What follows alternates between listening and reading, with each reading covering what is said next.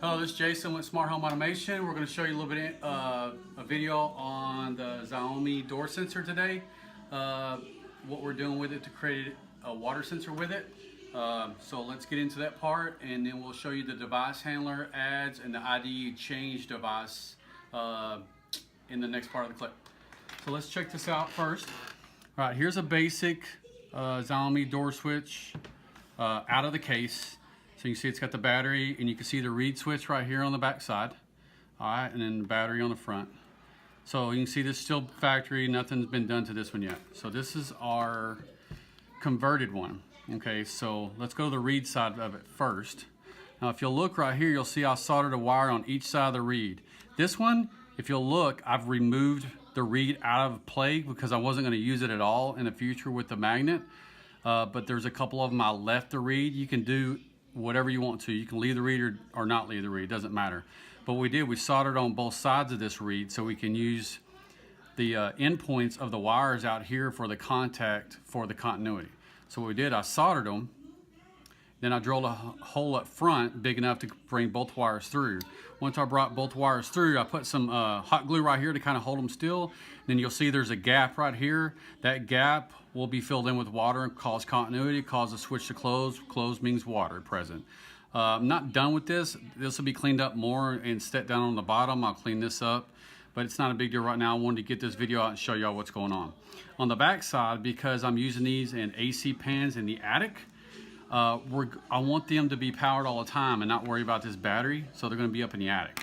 All right. So what I did, if you see this little gold clip that holds the battery in place, I just heated it on each side and removed this plate off the back.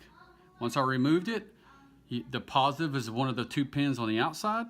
I soldered to one of them, and the negative is on the inside. I marked it with a piece of tape so I know it.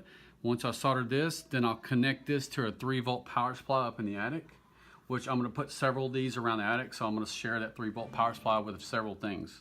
Once you do this, it's going to show 100% battery life all the time, so which will work out. Don't have to worry about battery. You know, up in the attic, it's going to have heat issues, which is going to cause battery life to deteriorate quickly. So this is going to be much better for the future. So what you do is, after you're done soldering on both sides, you'll just pop this baby right back in, which just gotta, takes a second. You don't want to break your solder. So let's pop that over there.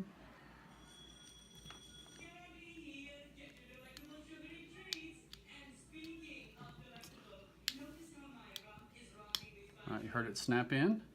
All right, and I've created a gap on the edge right there to bring these two wires out, so I kind of cut that out, chiseled it out a little bit with some snips. It could look cleaner, but I really didn't care. It's going in the attic. I'll just pop the clip on the outside, make sure the wires are out of the way. And it doesn't want to pop down, of course. There we go.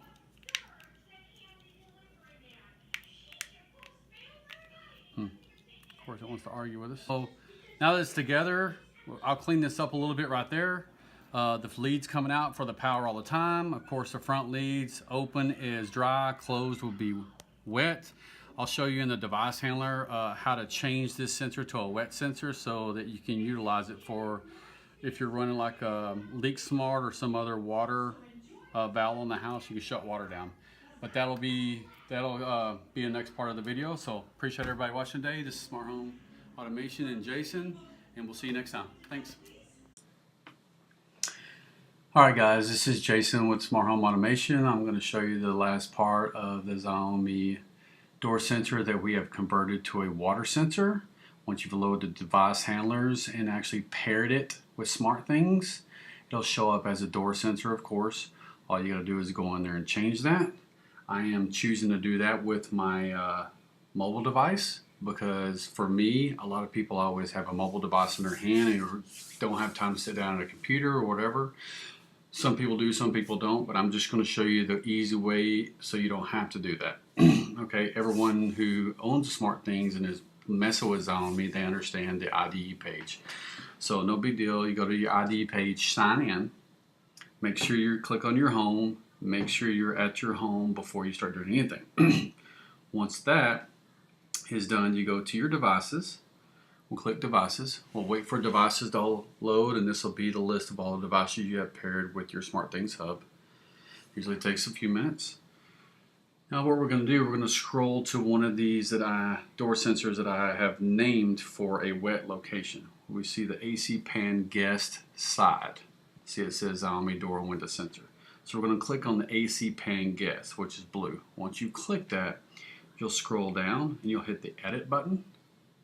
Once you hit the edit button, you'll scroll down to type. You'll see type says Xiaomi Door Window Sensor again. You click the arrow button. We're going to go to the S's, okay? Which will scroll up. Again, the Mac or Windows PC machine, it looks a little different, but it's the same principle. We'll go find Smart Sense Moisture. See that? We're going to click that one, okay? There's another one in here that's called Z-Wave Moisture or Z-Wave Wet. I haven't tried that one yet. Of course, this is a Zigbee device. We wanted to make sure we pick something in the Zigbee range with this, which this is. So we'll go ahead and click that. Click done. And now we've changed it. Smart Sense Moisture. Okay, click update. Wait for it to finish. Now it is finished. Now you still see the name as Xiaomi Door Sensor. That's fine, but we've got it as type Smart Sense Moisture and the label AC Pan Guest. Okay, mine says status offline. That's fine because I do have mine offline right now, but that will be changing soon. Okay, so now what we're going to do, we're going to go back and click the little button to the right. We'll go back to devices. I always do this to make sure that it actually physically changes when I go to the devices and look that it actually has changed. So we'll go back to AC Pan Guest. Now it says Smart Sense Moisture. Okay? Now, for us to double or to triple check that, we'll click out of here. We'll go to our SmartThings. All right, we'll go to Things. We'll go find our AC Pan. We'll update the list. All right, we'll go back to AC Pan, and now you look. AC Pan Guest has like a little wet sensor next to it, and it says dry.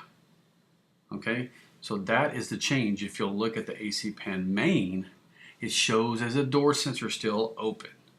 So really and truly, now you understand that dry and wet is basically just open and close. That's the only difference between these sensors and the true wet sensors.